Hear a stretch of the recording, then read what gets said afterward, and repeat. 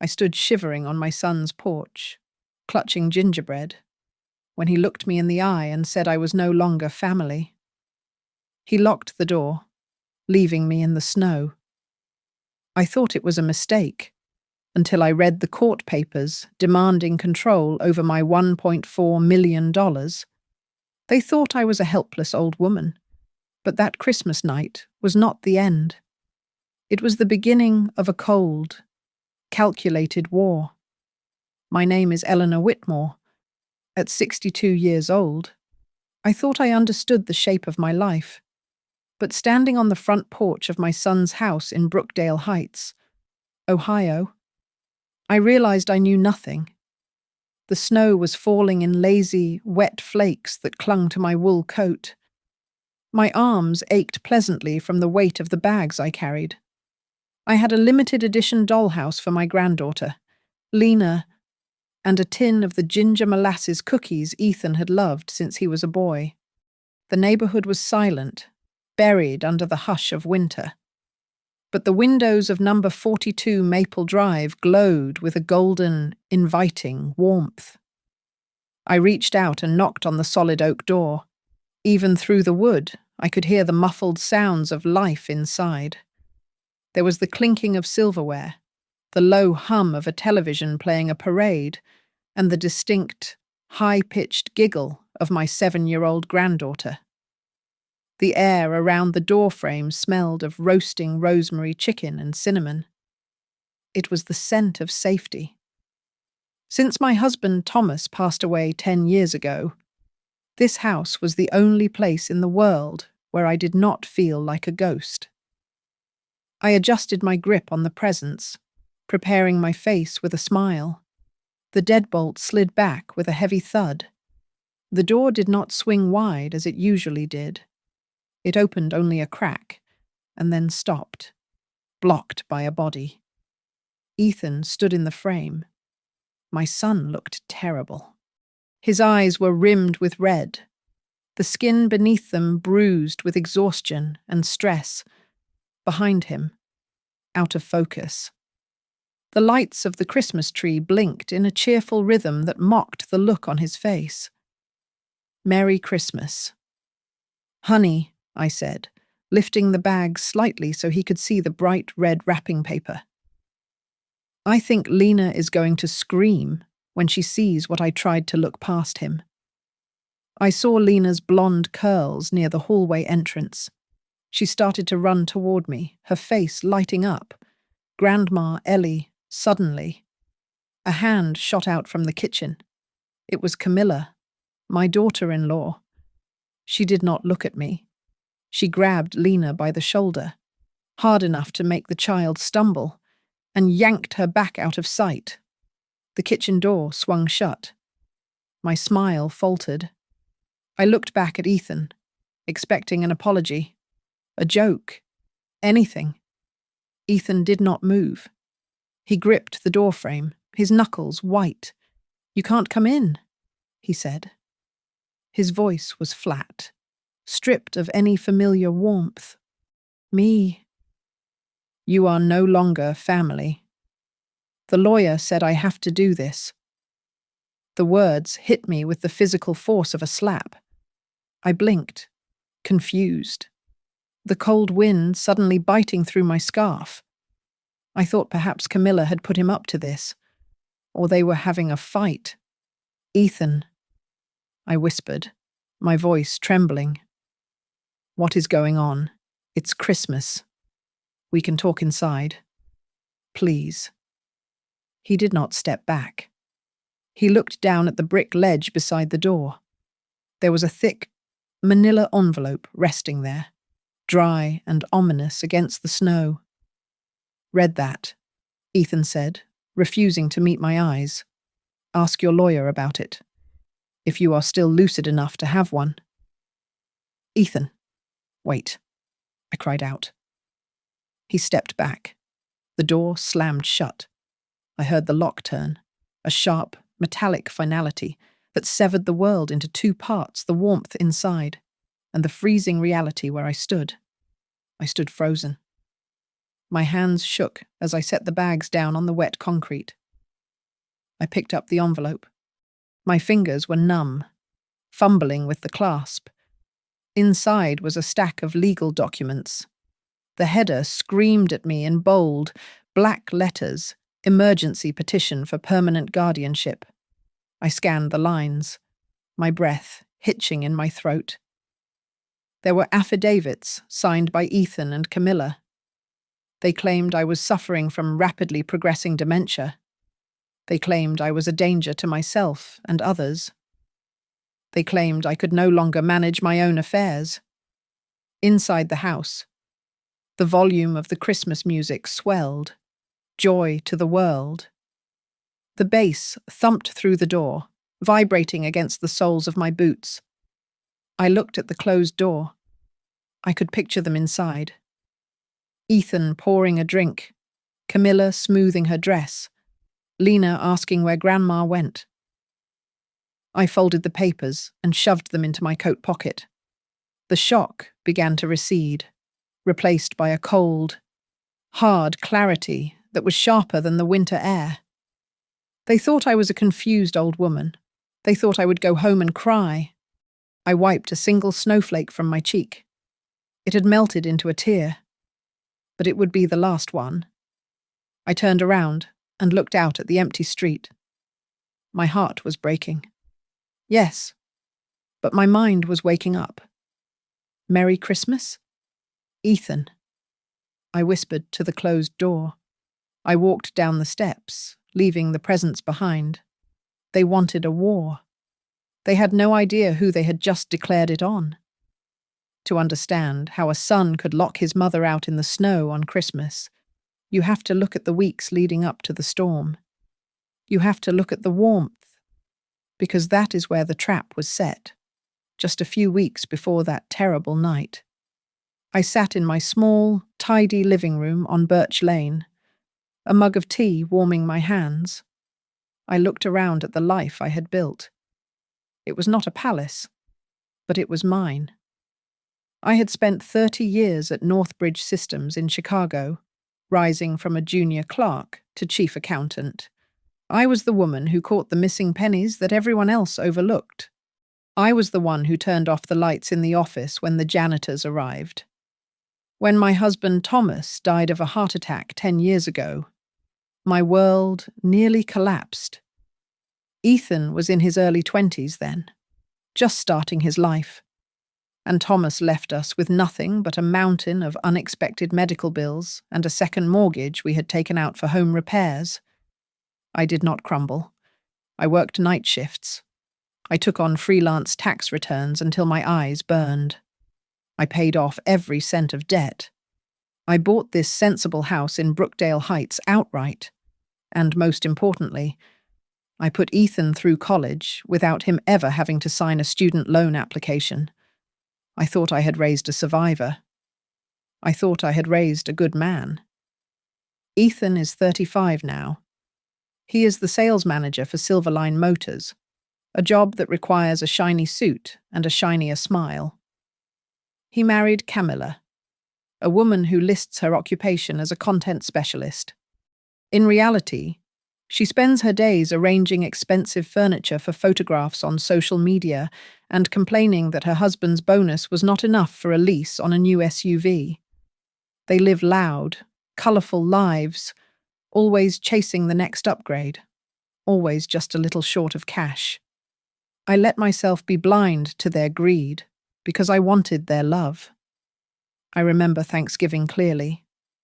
It was the moment I sealed my own fate, though I did not know it then. The house smelled of roasted turkey and sage. My granddaughter Lena was sitting on the floor, drawing a picture with crayons. Look. Grandma Ellie. Lena had squealed, holding up a stick figure with grey hair, holding hands with a smaller stick figure. It is us. Camilla was hovering nearby with her phone, recording the moment for her followers. She smiled. That practiced, bright smile that never quite reached her eyes.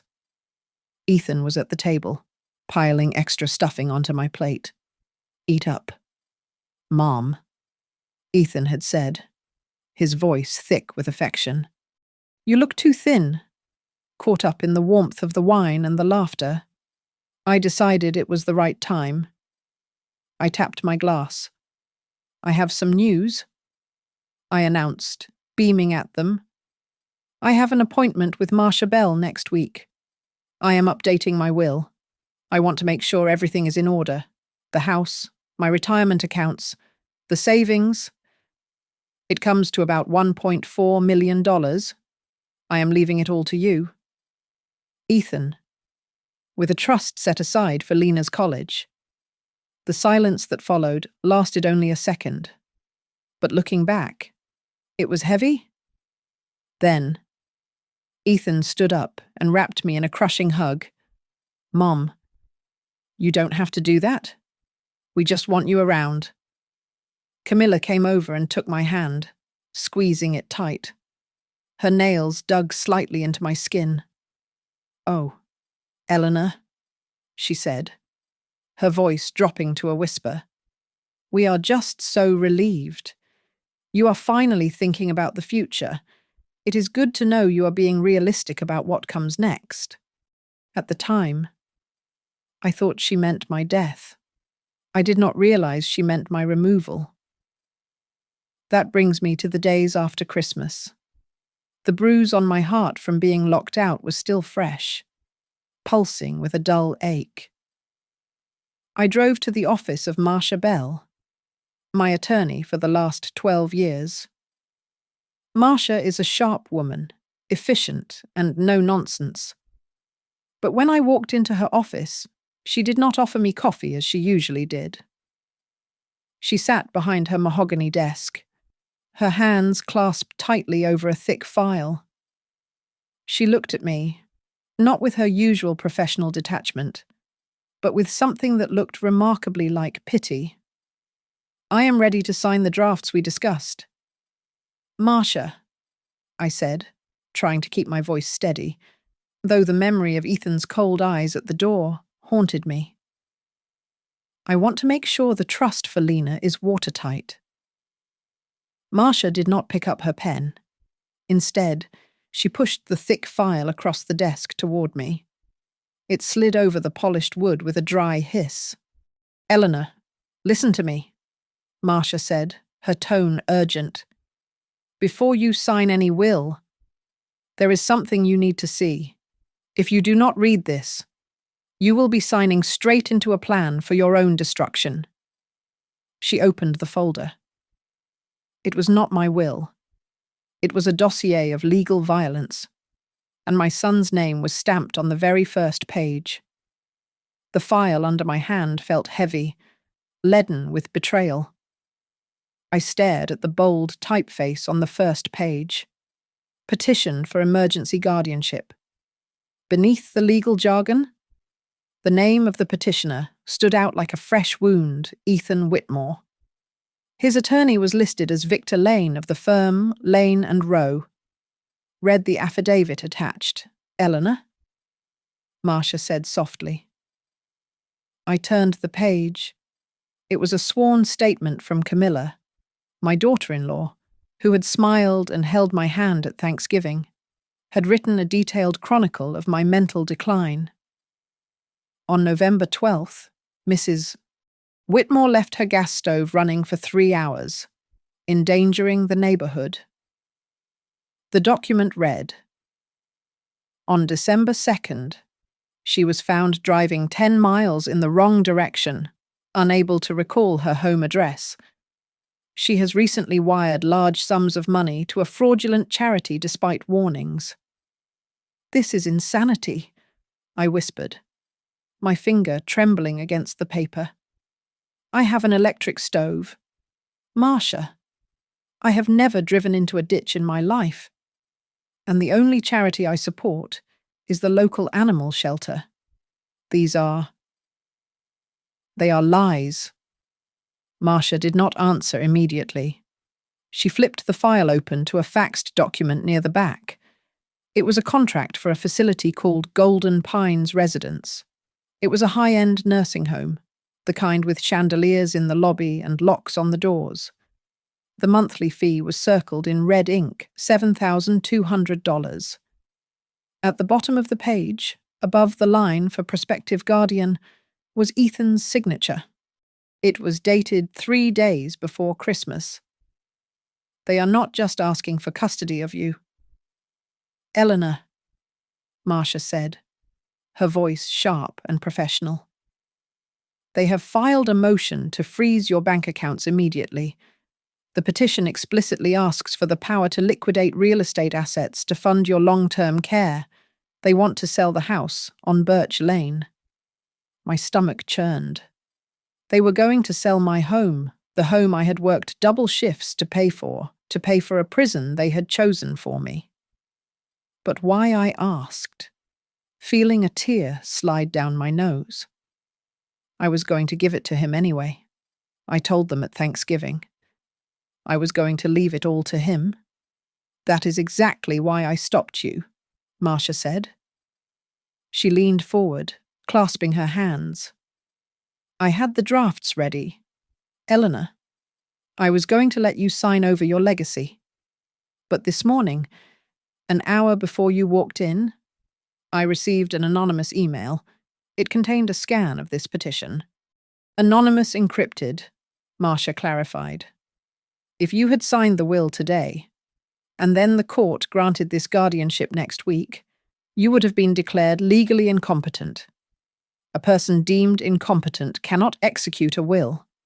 Ethan would have full control immediately. He would not have to wait for you to die to access the money. He could sell the house next month, put you in Golden Pines, and drain the accounts for his own use under the guise of care expenses. I felt the blood drain from my face. It was not just greed. It was an erasure. They were trying to delete me while I was still breathing. I looked back at the paperwork. One name kept appearing in the medical exhibit section. Dr.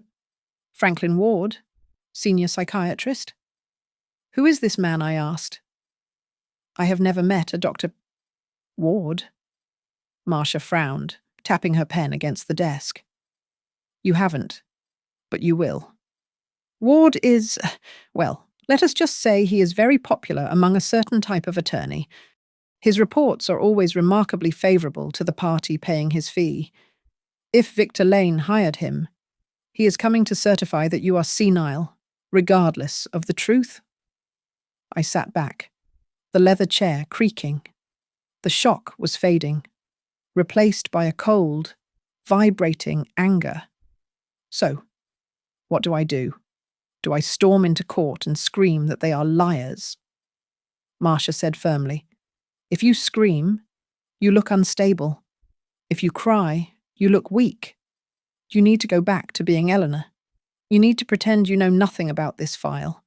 You need to visit them, drink their tea, and act like the slightly confused, you sweet mother they are painting you to be. She opened a drawer and pulled out a business card. It was black, with white text, Joel Reyes, Private Investigations. Joel is a former detective, Marcia said. He hates bullies, and he hates fraudsters. We need to know why Ethan is in such a rush that he could not wait for an inheritance. We need to dig into their finances. And we need to prove that every word in Camilla's affidavit is a lie. I took the card. I looked at the file one last time. The fake dates, the inflated fees, the signature of the son I had raised. I closed the folder with a snap. Marcia, I said, my voice steady for the first time that morning. They think I am a problem to be solved. A number on a balance sheet. They do, Marcia agreed. I stood up, clutching the file to my chest. Well, if they want to put me in a nursing home, I am going to put them in court. The next morning, I met Joel Reyes at a small, grease-stained coffee shop near the city hall. He did not look like the detectives on television. He was a man in his 40s, with a face that looked like it had been carved out of granite and left out in the rain. He wore a faded leather jacket and watched the door more than he watched me. Joel took a sip of black coffee and placed a folder on the table between us. He looked me dead in the eye, his gaze stripping away all pleasantries. Mrs. Whitmore. I have read the file Marcia gave me, Joel said, his voice a low rumble. I need to know where your head is at. Do you want to just defend yourself? Or do you want them to pay? I set my tea down. My hand did not shake. Both. Joel nodded, a grim smile touching the corner of his mouth. Good. Because what I found is ugly. He opened the folder. It was a financial autopsy of my son's life. I had always assumed Ethan and Camilla were doing well with their shiny car and constant vacations. I was wrong. They are drowning, Joel said, pointing to a column of red ink, that luxury SUV leased. They are 3 months behind on payments. The house in Maple Grove Estates, they don't own it. They are renting it for nearly $3,000 a month, and the landlord has already sent a notice to quit for non-payment. They are living on credit cards, and the cards are maxed out. I felt a cold knot form in my stomach. They were not just greedy, they were desperate. Following Marcia's advice, I continued to visit Ethan and Camilla in the days leading up to the hearing. It was the hardest acting role of my life. I had to walk into that house, knowing they were plotting to erase me and pretend I was the confused old woman they wanted me to be. I sat at their kitchen island while Ethan chopped vegetables. I deliberately asked him the same question 3 times in 10 minutes. Ethan. What time is dinner again? I asked, letting my voice trail off. 7 o'clock. Mom, he said, exchanging a glance with Camilla. 5 minutes later. I asked again. Ethan. Did you say 6 or 7? I reached for a glass of water and clumsily knocked it over. The water pooled on the granite counter. Oh my. I am so clumsy lately. From the corner of my eye, I saw movement. Camilla was standing by the refrigerator, her phone held up at chest level. She was not helping me clean up. She was recording. I saw the reflection of her screen clearly in the dark glass of the oven door. She was capturing my decline in high definition. I bit the inside of my cheek to keep from screaming, but I kept wiping the water with a paper towel, looking lost and frail. 2 days later, Joel came back with the smoking gun. Ethan isn't working alone, Joel told me. He has a financial advisor named Brett Cole. Cole specializes in setting up shell companies. He has a firm called Elmstar Holdings that manages assets for the elderly after guardianship is granted. Joel slid a printed email across the table. It was a thread between Victor Lane, my son's lawyer, Brett Cole, and Dr. Franklin Ward. Look at the bottom paragraph. Joel said. I read the text. Victor Lane had written, if we can expedite the competency hearing, we can liquidate the Birch Lane property by February, after fees. The transfer to Elmstar should yield a commission of roughly $320,000, split 3 ways. I closed my eyes. My house. The home where I had raised Ethan. To them, it was just a commission check. The final straw came on a Sunday afternoon. We were standing in the driveway. One of the neighbors, Mrs. Gable, was walking her dog. Ethan decided it was time for a public performance. Mum, he said, loud enough for Mrs. Gable to hear. Camilla and I were looking at Golden Pines. It is really lovely. They have an art room. You should think about, well, living somewhere where people can take care of you. Mrs. Gable looked at me with sympathetic eyes. I looked down at Lena, who was playing with chalk on the driveway. I made my voice loud and clear.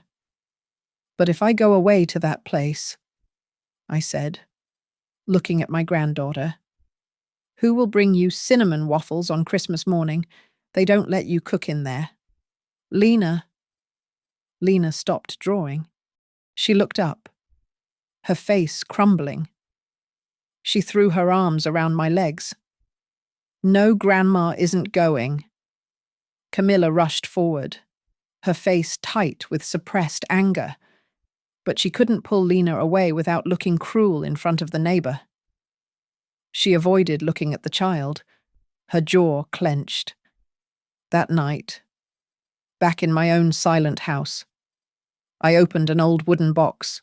Inside were my service medals from Northbridge Systems, my pension papers, and a photo of Thomas holding Ethan when he was a baby. I ran my thumb over the glass of the picture frame. They thought I was weak. They thought I was a confused old lady who would sign her life away. You want weak? I whispered to the empty room. Okay. I will show you just how much damage a weak old woman can do. The drive to Riverside City took an hour, but it felt like crossing a desert. Marcia had arranged an appointment with Dr.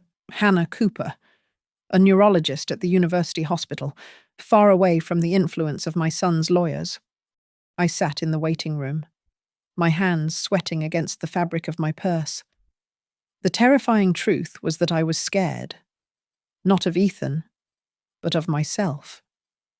When you are 62 and your own child accuses you of losing your mind, a seed of doubt takes root. I thought about the times I had walked into a room and forgotten why.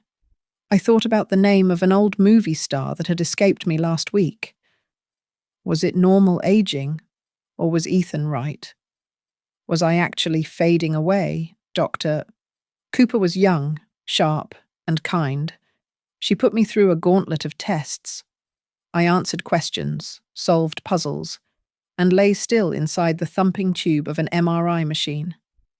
When we sat down in her office afterward, I held my breath. Eleanor, Dr. Cooper said, turning her monitor so I could see the scans. I have looked at your results. Your memory retention and cognitive processing are actually above average for your age group. There is absolutely no sign of dementia. You are just stressed. The relief was so physical, I almost wept. I was not broken. I was just under attack. Dr. Cooper handed me a signed report. I will testify to this in court, she said firmly. Armed with the truth, I was ready for the lie. 2 days later, Dr. Franklin Ward contacted me.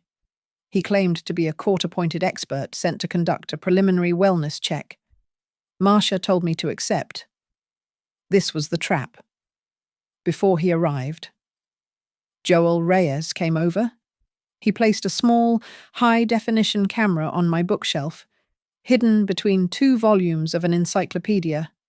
Then, he put a digital voice recorder inside a box of tissues on the coffee table. Just get him talking, Joel said, retreating to the back room to listen. Play the victim. Dr.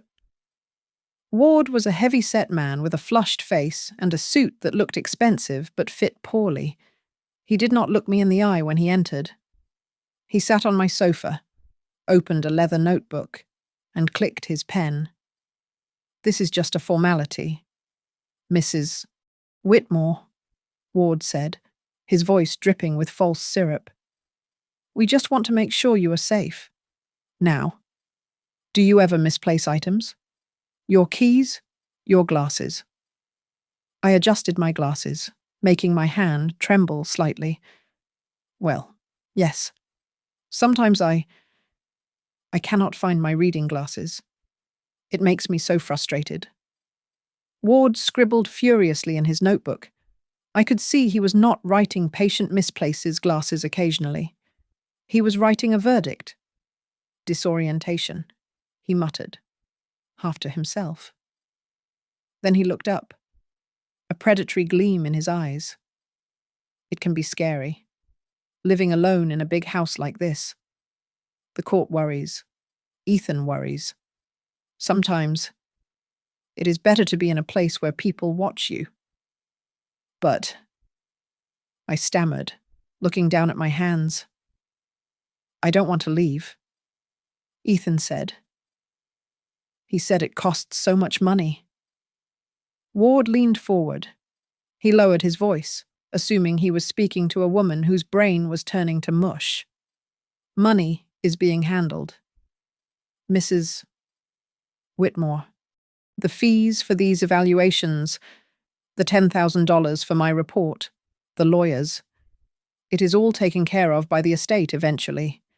Ethan is very generous to ensure we get the right result. I widened my eyes. $10,000. That is a lot. Are you sure the judge will believe I'm sick? I feel okay, usually? Ward chuckled. A dry, dismissive sound. Mrs. Whitmore. I have helped with dozens of cases just like this. The judges rely on my expertise. When I say a patient needs care, they get care. It is easier for everyone if we just speed this along. He stood up, snapped his notebook shut, and patted my shoulder condescendingly. You just rest now. As soon as the front door clicked shut, Joel emerged from the back room. He walked over to the tissue box and clicked the recorder off. Did you get it? I asked, my voice returning to its normal, steel pitch.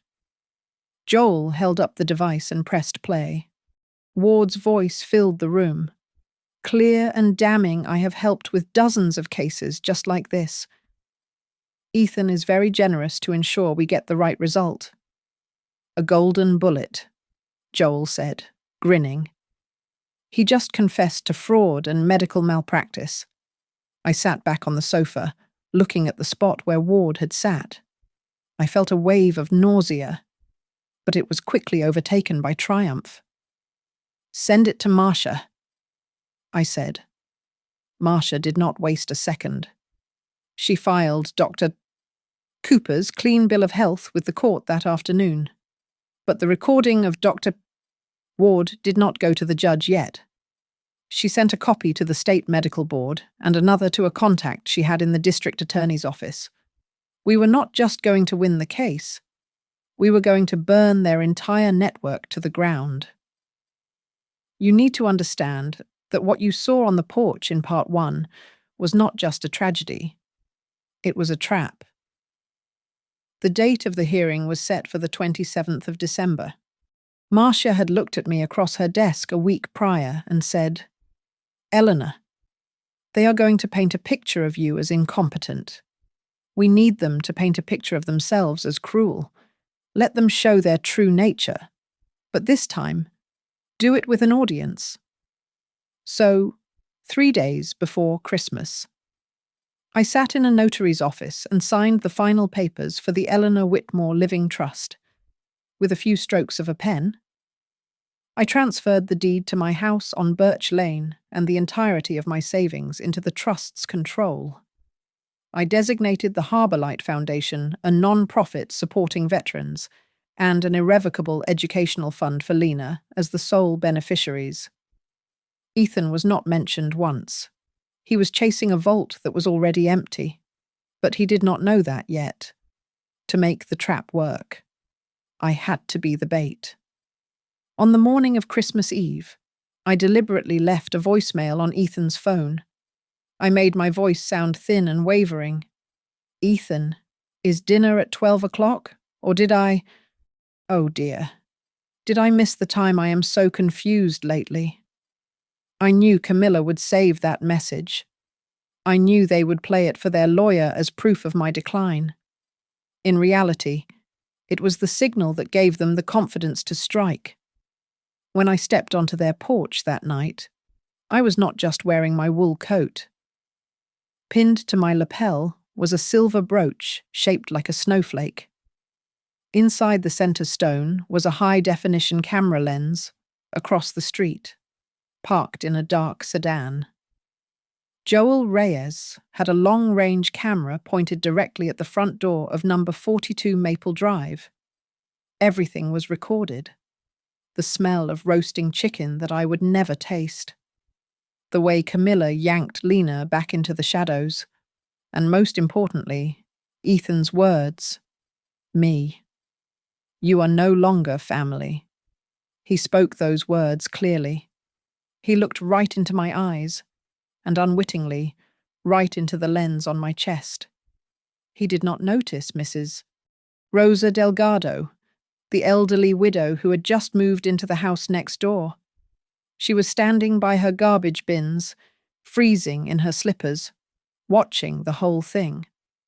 She saw a son lock his mother out in the snow. She saw me standing there, humiliated and alone. Later, she would tell Joel that it was the coldest thing she had ever seen in her 70 years. I walked down the steps. I did not look back at the camera Joel had set up. I got into my car and drove 2 miles to the parking lot of a 24-hour supermart. The neon lights buzzed overhead, casting a harsh blue glare on the snow. I turned off the engine and sat there in the silence. The adrenaline faded, and the pain hit me like a physical blow. I leaned my forehead against the steering wheel and sobbed. I cried until my chest ached. It is a terrible thing to be right about your own child's betrayal. It is a heartbreak that has no name. But after 10 minutes, I wiped my face. I pulled my phone out and dialed Marcia. "Did you get it?" Marcia asked. "Yes," I said, my voice thick but steady. "They gave us the greatest Christmas gift of all. Evidence." That night, Joel uploaded the footage to a secure cloud server. He sent copies to the district attorney's investigator he knew. Even if Ethan smashed my brooch, or Camilla deleted the security footage from their own doorbell camera, the video of their cruelty was immortal. I spent Christmas night alone in my living room on Birch Lane. The small plastic tree in the corner was lit, but there were no presents underneath it. I sat at my dining table with a plate of cold chicken and a glass of water. Beside my plate, I placed the court summons. I looked at the paper. My hands were not shaking anymore. The sadness had crystallized into something harder, something sharp enough to cut glass. Ethan had used Christmas to cut me out of his family. I took a bite of my dinner and stared at the wall. I would use this very same day to cut him out of my future. The morning of the hearing was bitter cold, the kind of freeze that seeps through the walls of old government buildings. The Brookdale County Courthouse smelled of floor wax, stale coffee, and anxiety. I sat at the defendant's table, my back as straight as a steel rod. I was wearing my charcoal grey wool coat, my hair pulled back in a severe, neat bun, and my reading glasses perched on my nose, on my lapel. I wore the small gold pin I had received for 25 years of service at Northbridge Systems. It was my armor. It told the world I was not a confused old woman. I was a professional who had balanced million-dollar ledgers while raising a child alone. Across the aisle, the performance had begun. Ethan sat next to his lawyer, Victor Lane. Ethan looked tragically handsome in a dark suit. His head bowed as if the weight of the world rested on his shoulders. Camilla sat beside him, occasionally dabbing at her dry eyes with a tissue, though I noticed her makeup remained perfectly intact. Lena was not there. They had left her with a sitter, sparing her the sight of her grandmother being dissected by strangers. Victor Lane stood up. He was a man who moved with the oily confidence of someone who knows the judge's golf handicap. He arranged his papers and looked at the court with practiced concern. "Your Honor," Lane began, his voice smooth. "This is a tragedy, not a conflict. Eleanor is a beloved mother, but she is slipping away. We have documented incidents of her leaving gas burners on, endangering her neighbors. We have records of her transferring $5,000 to a fraudulent service because she was confused. She was even found driving in the wrong state last month, unable to recall why she was there. I gripped the edge of the table. Every word was a lie, fabricated or twisted, but Lane spoke them as if they were gospel. Then, they called Ethan to the stand. My son stood up slowly. He looked at me for a fleeting second with eyes that seemed full of sorrow, then turned to the judge. I don't want to be here, Ethan said, his voice breaking perfectly. I love my mom, but it is dangerous now. She calls me at 3 a.m, talking to my dad like he is still alive. She cries and says she is lost in her own house. I just want her to be safe. A ripple of sympathy went through the gallery. He was good. I had raised him to be articulate, and now he was using that gift to bury me. Camilla's turn was next. She presented the videos. The courtroom screens flickered to life, showing the footage she had secretly recorded. There I was, dropping a glass. There I was, asking Ethan about dinner times repeatedly. It looked damning. Marcia stood up immediately. Objection. These clips are heavily edited. They remove the context entirely. But the damage was done. The judge, an older woman named Lorraine Carter, looked at me with pity. Victor Lane smiled thinly and played his ace. He submitted the medical report from Dr. Franklin Ward. Dr. Ward, a senior psychiatrist, has diagnosed Mrs. Whitmore with moderate cognitive decline. Lane stated, he notes she has limited financial capacity and is highly susceptible to undue influence. The air in the room grew heavy. I could feel the walls closing in. It seemed the narrative of the senile mother was winning. Then it was our turn. Marcia Bell walked to the center of the room. She did not use emotional tricks. She used facts. Your Honor, Marcia said, handing a thick document to the clerk. I present the findings of Dr. Hannah Cooper, a neurologist at University Hospital. She conducted a full battery of tests 2 days ago. Mrs. Whitmore's cognitive function is above average. She is perfectly sane. Lane started to object, but Marcia continued, her voice rising. Furthermore, Mrs. Whitmore has successfully managed her own finances for 40 years. We have her bank statements, her tax returns, and a letter from her former CEO. That is in the past. Lane interrupted. We are talking about her current state, as evaluated by Dr. Ward. Marcia smiled. It was a cold, dangerous smile. Yes, Dr. Ward. We would like to introduce Exhibit C, an audio recording taken in my client's home during Dr. Ward's evaluation. The judge nodded. Marcia pressed a button on her laptop. Dr. Ward's voice boomed through the quiet courtroom, clear and arrogant. The fees for these evaluations, the $10,000 for my report, it is all taken care of by the estate eventually. Ethan is very generous to ensure we get the right result. The silence that followed was absolute. It felt as if the air had been sucked out of the room.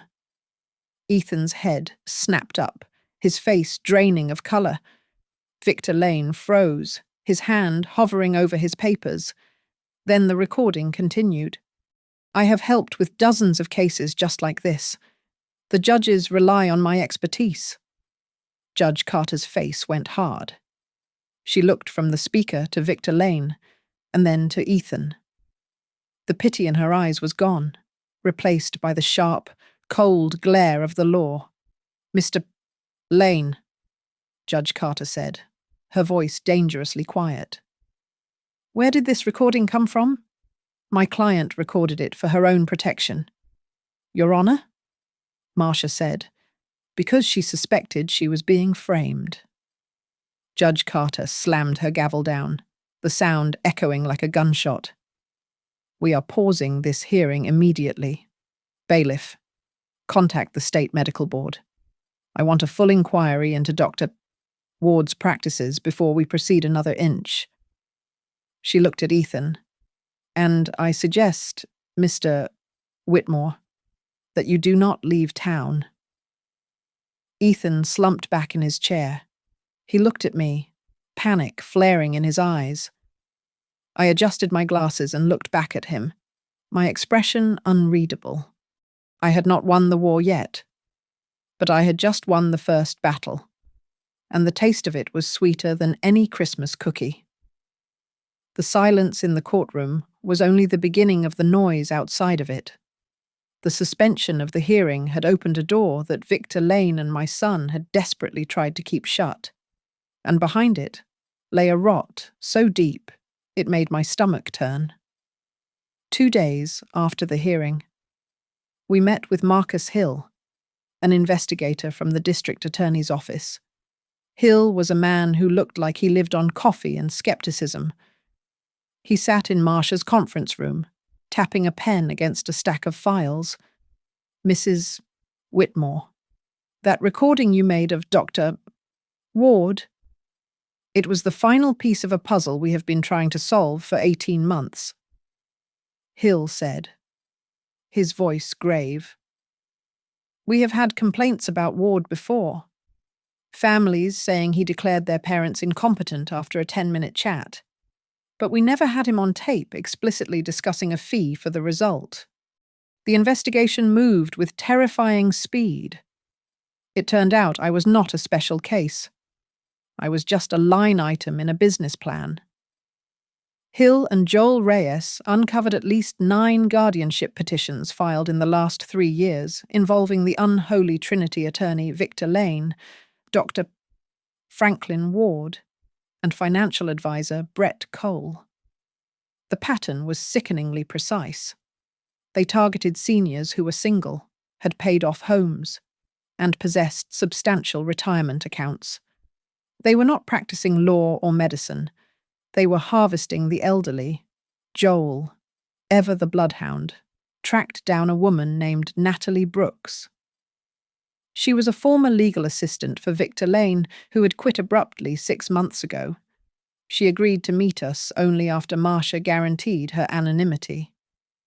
Natalie sat across from me, her hands twisting a paper napkin. I couldn't stay. Not after I saw the spreadsheets. They moved the money from the seniors' accounts into shell companies like Elmstar Holdings for management fees. By the time the family realizes what is happening, the inheritance is gone. She slid a printed spreadsheet across the polished table. It was an internal document from Lane's firm detailing projected payouts. My finger traced the lines until it stopped at a row labelled Whitmore Case. Next to it was a column for referral bonus. Beside the name Ethan W. was a figure $80,000. I stared at the number. The room seemed to tilt. $80,000, I whispered, the words tasting like ash. He didn't just want to protect me. He didn't just want the inheritance early. He was getting a commission for selling his own mother. Marcia reached out and touched my arm, but I pulled away. I did not want comfort. I wanted to see every ugly inch of it. The corruption extended even to the place they wanted to lock me away in. Joel found emails between Ethan and the administration at Golden Pines residence. They claimed in court that they had no prior knowledge of the situation, but the emails told a different story. They had already reserved a room for me, room 304, and had sent a welcome package to Ethan's house a week before the court date. They were so confident in the system's ability to crush me that they had already printed my name on a door tag. "This is too big to keep quiet," Joel said, pacing the room. "We need to light a fire." He contacted a reporter at Heartland News, an investigative journalist named Sarah Jenkins who had been looking into elder abuse. I agreed to an interview on the condition of anonymity. That evening, my silhouette appeared on television screens across the state. My voice was distorted, but my words were sharp. "You think you are safe because you raised them," I said to the camera, feeling the cold anger radiate off me. "You think family means loyalty. But to them, I was just an asset to be liquidated. I was a house to be sold. I was a check to be cashed." The segment caused a firestorm. Public outrage began to boil, putting immense pressure on the district attorney to act before the next hearing. But the most satisfying development happened in the shadows. Joel, utilizing the discovery order Marcia had obtained, gained access to Ethan and Camilla's recent communications. The united front of the loving family was crumbling. I sat in my kitchen, reading the printed emails Joel had brought over. "You said she was losing it." Camilla had written to Ethan at 2 a.m. "You said this would be easy." Now my face is on the news footage, and Lane is not returning calls. "You underestimated her, and you dragged me down with you." Ethan's reply was short and vicious. "My idea. You are the one who found Golden Pines. You are the one who said we needed the money for the lease. Don't you dare put this on me." I put the papers down next to my cold cup of tea. They were turning on each other, just like rats on a sinking ship. They were terrified, not because they had done something wrong, but because the scheme was failing. I looked out the window at the snow covering my yard. The world outside was freezing, but for the first time in weeks, the fire inside me was burning hotter than my grief. "Let them fight," I said softly to the empty room. "I will be there to watch them fall." The final hearing took place on a grey morning in early January. The festive lights of the courthouse square had been taken down, leaving the trees bare and skeletal against the sky. Inside, the atmosphere was different too. The courtroom was packed. The news report had done its job. The gallery was filled not just with curious onlookers, but with other families silent. Grim-faced people who had lost parents or money to the web, spun by Victor Lane and Dr. Franklin Ward. They were there to watch the spider get crushed. Prosecutor Marcus Hill stood up first. He didn't offer theatrics, just a cold bucket of facts. "Your Honor," Hill stated, "as of this morning, Dr. Franklin Ward has been suspended by the medical board pending a criminal inquiry. Mr. Victor Lane is under immediate review by the Bar Association, and the accounts of Elmstar Holdings, managed by Mr. Brett Cole, have been frozen by federal authorities." Judge Carter nodded, her face like stone. She allowed the information into the record as context. It was the sound of the noose tightening. Marcia called our first witness, Natalie Brooks. The young woman looked terrified as she took the stand, her hands gripping the wooden railing, but her voice did not waver when she began to read from the printed email in her hand. "Please read the email. Dated November 15th, from Mr. Lane to Mr. Cole?" Marcia instructed. Natalie took a breath. It says, "The mother is ripe fruit. We just need Ethan to shake the tree hard enough, and she will fall." A collective gasp went through the room. I looked at Ethan. He was staring at the table, his face a mask of misery, unable to lift his head. Then came the centerpiece of our defense. Marcia dimmed the lights and played the video from Christmas night. On the large screen, my own shivering figure appeared, clutching the bag of gifts. The audio was crisp, cutting through the silence of the courtroom. "Me. You are no longer family." The lawyer said I have to do this. And then, the image of Camilla appearing, not to help, but to drag my granddaughter into the shadows. When the lights came back on, the silence in the room was heavy, suffocating. I heard a woman in the back row let out a long, shaky sigh. Victor Lane stood up, desperate to salvage the wreckage. Objection. My client was under immense stress. Those words they were spoken in the heat of a difficult moment, not with malice. Marcia was on him like a hawk. She turned to Ethan. Mr. Whitmore, you claim it was just stress. Then perhaps you can explain why. In an email to Brett Cole dated 2 days prior, you referred to your mother not as Mom, but as Target A. Ethan stood up, his mouth opening and closing. I didn't mean... It was just business language. Business language, Marcia repeated, her voice slicing through his stammering. Is your mother a client target, Mr. Whitmore? He did not answer. He couldn't. Judge Carter leaned forward, looking down from the bench. She ignored the lawyers and looked directly at me. Mrs. Whitmore, she asked, her voice unexpectedly gentle. Do you want your son to be your guardian? Under any circumstances, I stood up. I looked across the aisle at the man I had carried in my womb, the man whose college tuition I had paid with sleepless nights. I felt a phantom pain in my chest, but my voice was steady.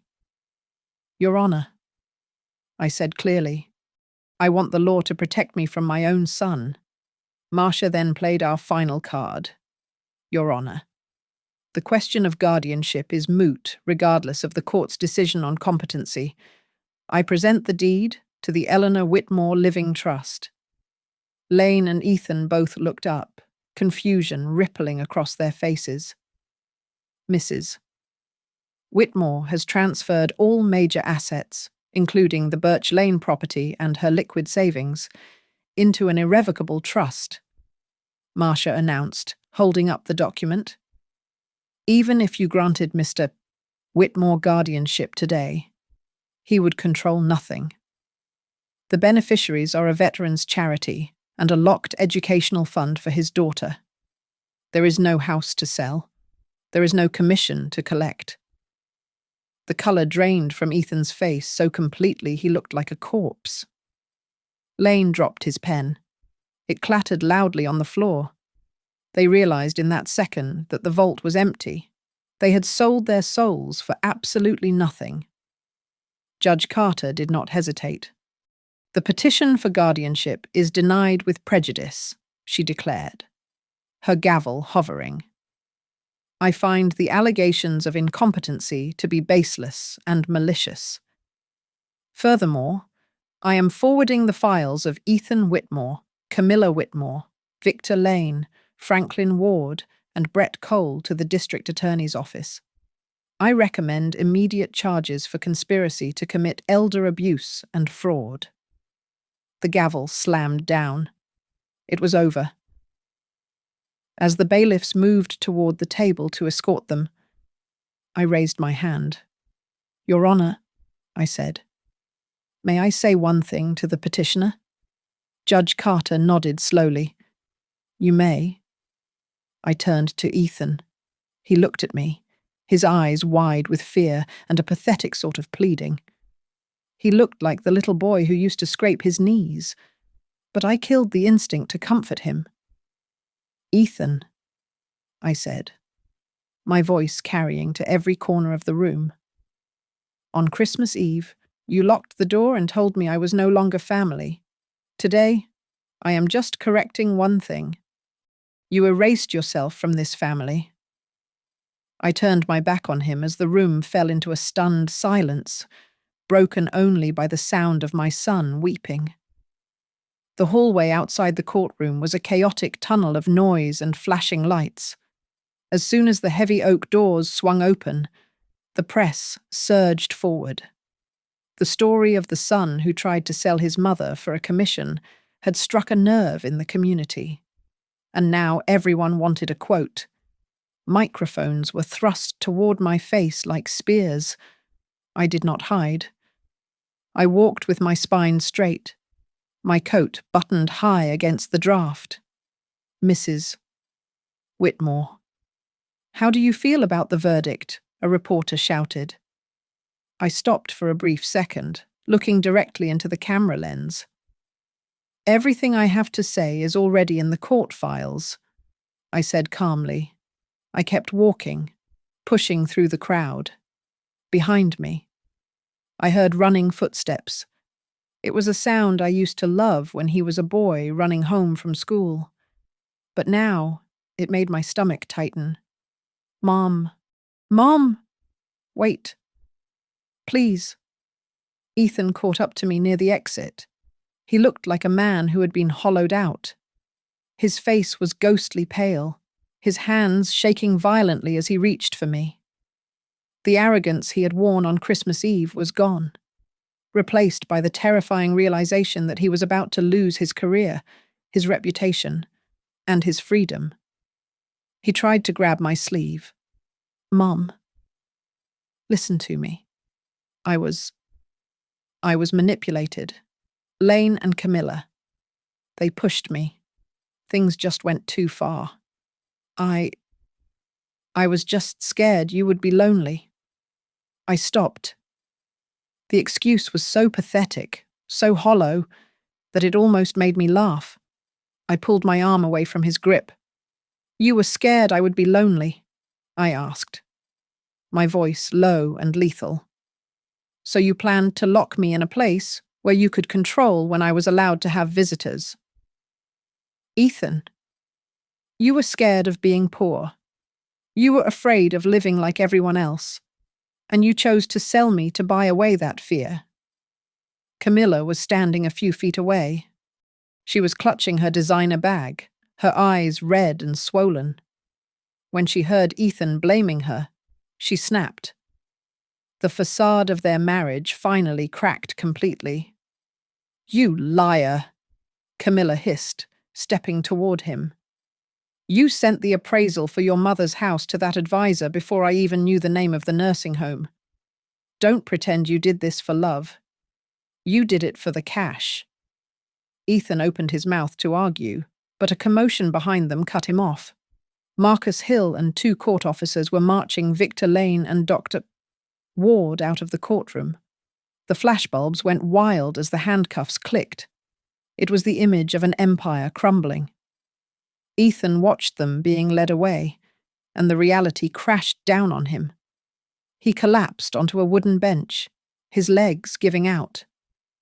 He looked up at me, tears streaming down his face. "Mom, I am going to go to jail." He sobbed, his voice rising in panic. "They are going to charge me. Mom, you can't. You are going to let me end up like that?" I stood at the threshold of the courthouse doors. The winter wind was whistling through the gap, cold and clean. I turned back one last time. I looked at the man who had once been my whole world. "You have a lawyer." "Ethan," I said slowly, "you have the court. You have rights to protect yourself. What I protected today was the rest of my life. This time, I choose me." I pushed the doors open and stepped out into the biting January air. The holiday decorations on the street lamps had been turned off, leaving the bulbs dark and dead against the grey sky. It was stark, but it was real. I walked to my car without looking back. I left the sound of the cameras and the weak, sobbing cries of my son behind me. 30 minutes later, I stood on the front porch of my house on Birch Lane. The street was quiet. I took my keys out of my pocket, the keys they had tried to take away from me. I slid the brass key into the lock and turned it. The mechanism clicked smoothly. For a heartbeat, I remembered standing on Ethan's porch, watching the door slam in my face, leaving me in the cold. I stepped inside my warm, silent house. I turned around and gripped the handle. I closed the door firmly, the latch clicking into place with a sound of finality. It was done. And as the silence settled around me, I finally knew that the closing of a door is not always an ending. Sometimes, it is the only way to be free. Thank you so much for listening to this story. I would love to know where you are tuning in from today. So please drop your city or country in the comments below. It is always amazing to see how far these stories travel. If you enjoyed this journey, please make sure to subscribe to Grandma's Family Diary, hit that like button, and smash the hype button to help this story reach even more people. Stay safe, and see you in the next video.